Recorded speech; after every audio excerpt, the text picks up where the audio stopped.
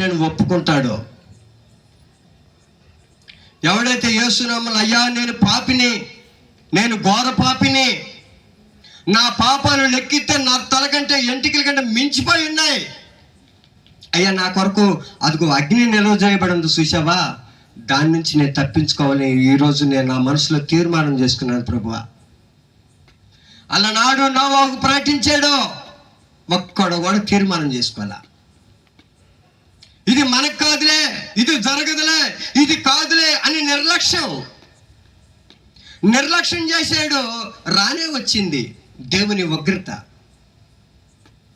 ప్రియులారా, ఇప్పుడు ప్రభు చెప్తున్న మాట అంటే ఆ ఉగ్రత ఇక్కడ కూర్చున్న వాళ్ళు ఎవడు ఉగ్రత పాలవకూడదు,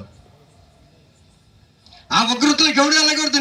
ఆ యొక్క అగ్నిగుండం, అగ్ని ఆరదు, పురుగు చావదు అనేటువంటి ఆ యొక్క మన కొరకు నిలవజేయబడిన అగ్నిగుండంలో ఒక్కాత్మ కూడా వెళ్ళకూడదు. దేవుడు ప్రేమించి తన ప్రేమను వెల్లడిపరిచి ప్రజల కొరకై, మన కొరకై అనగా తన ప్రాణమును సిలువలో త్యాగము చేసి పరిశుద్ధ రక్తము చిందించి నీ కొరకు నా కొరకు మనకి రావాల్సినటువంటి ఆ మరణాన్ని ఆయన తీసుకుని ఆయన మిరింగి వేసి నీకు రావాల్సిన ఆ మరణం ఆయన పొంది సమాధి చేయబడి తిరిగి మూడో దినాన్ని ముచ్చించేటి తెలిసిన గొప్ప దేవుడు ఈరోజు మనకున్నాడు. దేవునికి స్తోత్రం కలుగునుగాక.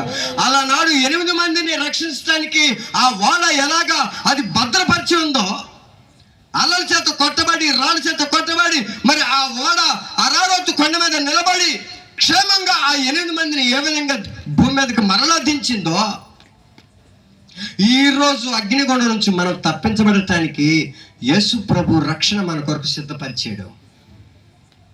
ఆ రక్షణ ఎవరి కొరకు అంటే ఈరోజు పాపాత్మలైన మన కొరకే. లోక సువార్త 19వ అధ్యాయం, నశించిన దానిని వెదకి రక్షించడానికి, పాపులను రక్షించడానికి క్రీస్తు యేసు ఈ లోకమునకు వచ్చిన నమ్మకం, అది పూర్ణ అంగీకారమునకు యోగ్యమై ఎవరో పాపులంటే ఏ భేదము లేదు, అందరూ అంతటను పాపము చేసి.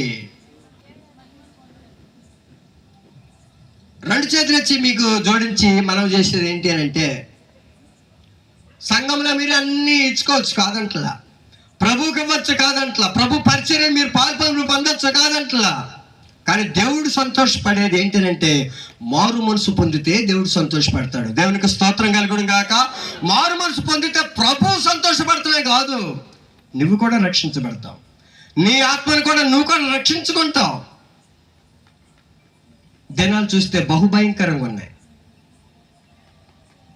దుర్దినాలు, భయంకరమైన దినాలు. అసలు ప్రయాణం వెళ్ళినోడు మళ్ళీ తిరిగి వస్తాడో లేదో తెలియని పరిస్థితులు, ఏ రోజు ఏ వ్యాధి మనిషిని అంటుకుంటుందో తెలియని పరిస్థితులు.